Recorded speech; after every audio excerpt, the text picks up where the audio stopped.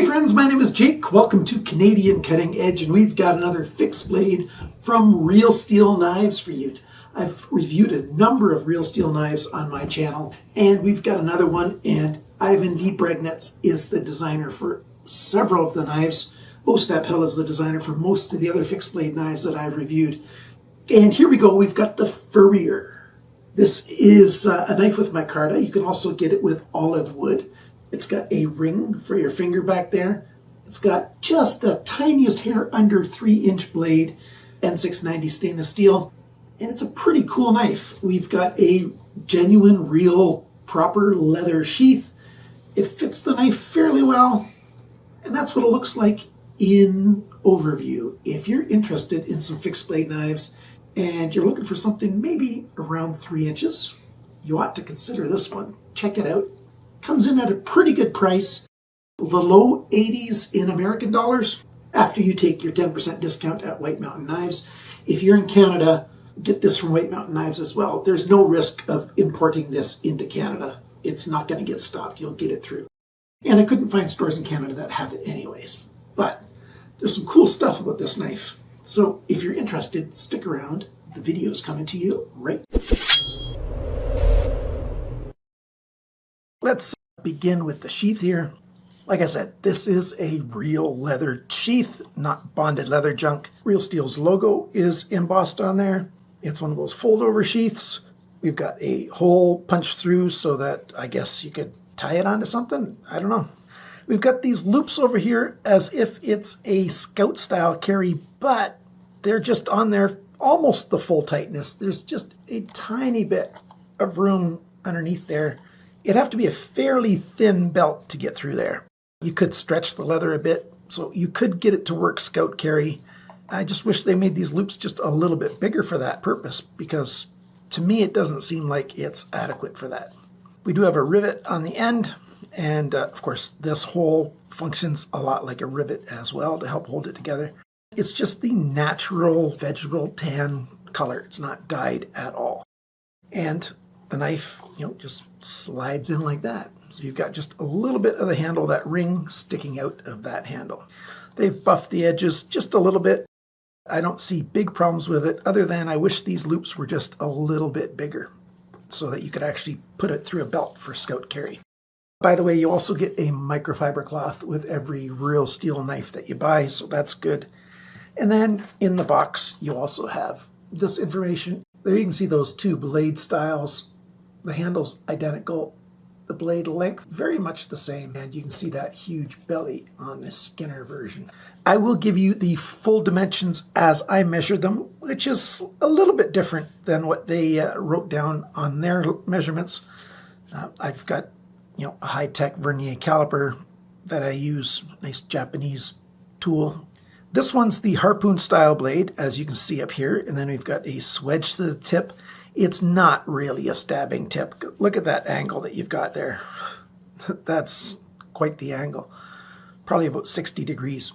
Got a satin finish. We've got vertical grind lines on there. And on the spine of the blade, we've got the full thickness about 2/3 of the way down, and then it starts tapering a little bit.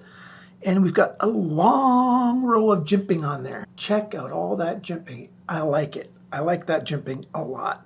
Because if you hold it at the back, you put your thumb here, you've got jimping. Thumb here, you got jimping. You put your thumb way to the front, you still have jimping for it. And it's good jimping. It's not aggressive so much that it's irritating, but it certainly is helpful. And then you've got the micarta handle scales. They're inset everywhere around there. They're 3D milled, rounded. We've got little scoops right here, so that way if you put your thumb on the side, it just fits in there quite nicely. Very well done. T8 screws, and we've got an angle change right there. Fits in the palm of the hand fairly well. Nice belly, chamfered edges everywhere. And then we've got this big ring at the back. Again, we've chamfered the micarta right here. And a nice ring hole so that you can get if you want to hold your pinky in there, that works just fine. If you want to hold your hand on the total outside, that's still comfortable. So I like this ring size quite a lot. It's very good. And right at the end here, we've got just a little bit more jimping right there. Let's take these handle scales off. I've not done this before, So let's learn together how they put this thing together. That one came out. And this one's free now too. There we go. Let's take this handle scale off. Okay, it's inset a little bit. Oh, no, not really, just looked like it was. A nice hole here. The pins here, let's see, they'll come out. Yeah, they're fully round pins, so there's no D-shaped pins, but I had, as you can see, there was no problem taking this apart. And, you know, there you go. That's what it looks like taken apart. So I'll put it back together again now, and we'll keep talking about this knife. And they tightened up just nicely. No need for 2 screwdrivers at all. Just worked nicely. That's great. The badging on this knife, it's nice and small. We've got N690 right there. We've got the Ivan Braginets logo right there. I don't like things on the bevel. They would have had room to put it up on the ricasso here, so I'd have preferred that, but it's nice and small. On this side, real steel's nice and small again. I would have liked that better on the flats. And then on this side, Ivan D. Braginets design. I'm quite happy with this thing. How well does it actually perform in cutting? Well, it's fairly thin behind the grind. They made it fairly sharp. It cuts quite well if you're doing minor cuts. One thing though, I didn't mention it before, the sharpener's choil right here, it's a little bit too small. You can see it on this side, how it's sharpened right there. It just looks a little wonky right there. I wish they would have made that sharpener's choil a little bit larger because it doesn't really come past the end of the plunge well enough. Or they didn't sharpen quite to the end. This side, you can see that they sharpened right up into the plunge just a little bit right there. The sharpener's choil is a little bit small, but cutting performance quite good. That belly there really does help for slicing things. And I really did find this knife comfortable either, you know, with the ring finger in there or not. Even my ring finger, it doesn't have a lot of room to spare, but it's in there. If I wanted, you know, a fighting kind of grip on it, it's not a fighting knife. But it just barely worked, and my hands are just barely into the extra large range. Certainly people with sausage fingers are not going to be able to get their index finger into that hole. That's what there is there. I quite like it. Let's go over all the specs. So the weights, measurements, all that stuff. First off, the steel, N690.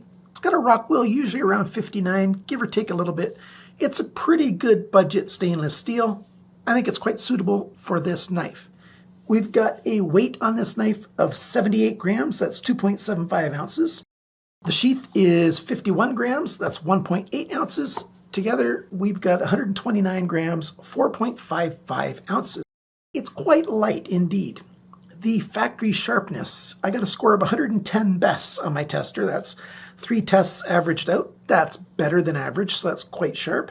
The length of the cutting edge, straight line from tip to the heel of the blade here, 73.8 millimeters, 2.91 inches. Blade length, tip to the closest spot on the handle up here, 75.9 millimeters, 2.99 inches. The thickness of the steel, 3.45 millimeters, which is 0.1335 of an inch, so a good bit over 1/8 of an inch. The depth of the belly, right up here at the harpoon tip, 25.7 millimeters, 1.01 inches. The thickness behind the grind, again measured in 3 places and averaged out, 0.47 millimeters, 18.5 thousandths of an inch. Nice and thin to be quite slicey, thick enough to be durable. The grind angles, average scores measured at the full length everywhere, 20.3 degrees, 20.4 degrees. But what we got here is it started at 21.9, ended at 17.8. That's 4.1 degrees of angle change on this side. This side started at 20.1, but then it went shallow to 18.6 here, and then back to 22.5 degrees there. 3.9 degrees of change on there. So that sharpening is pretty close to average for the industry for knives of this price. Unfortunately, the industry does not sharpen knives very well. That's not just Chinese knives, it's knives made in other countries as well. The length of the handle, I measured at the beginning of the micarta right to the very end, 100 millimeters, 0.7, which is 3.96 inches. The thickness of the handle, and it is well rounded, so just right down the middle. 13.2 millimeters, 0.52 of an inch. The handle depth, it's widest back here at the grip, 29.5 millimeters, 1.16 inches. Right here it's 27.2 millimeters, 1.07 inches, so pretty close to that. The grip area, it's a little bit over 9.5 centimeters, a little bit over 3 3/4 inches. And the total length of this knife, 176 millimeters. Oh, I didn't grab the inches on that. That is just at 7 inches long. Before I get into do I like this knife or not, I looked around in Canada and I didn't find a supplier in Canada that has this. I'm sure Hero Outdoors has it, but they do drop shipping. Since it's a fixed blade knife, you would have zero problems getting this knife into Canada. So if you order this from White Mountain Knives, you should be able to get it into Canada, no problem. The price of the Harpoon version is $83.99 American. You take off 10% with coupon code CCE. That makes it $75.59, roughly 98 Canadian dollars as of the day I'm recording this. I almost never have duty to pay when I order knives from White Mountain Knives. And, fixed blades, like I said, have no problem getting into the country. That's a good thing. If you want the one with the bigger belly, the skinning one, it's a little bit more. What do I think of this knife? Is it worth the price? I think so. I think it's worth the price. It's a comfortable little knife, and I'm never surprised anymore at how often a little knife gets the job done. It does almost anything that you need to have done, except for the kinds of tasks that you need a huge knife for. Surprisingly, that's a whole lot less often than most people think. Most people think, especially knife novices, think they need a big knife because big knives, they can do anything.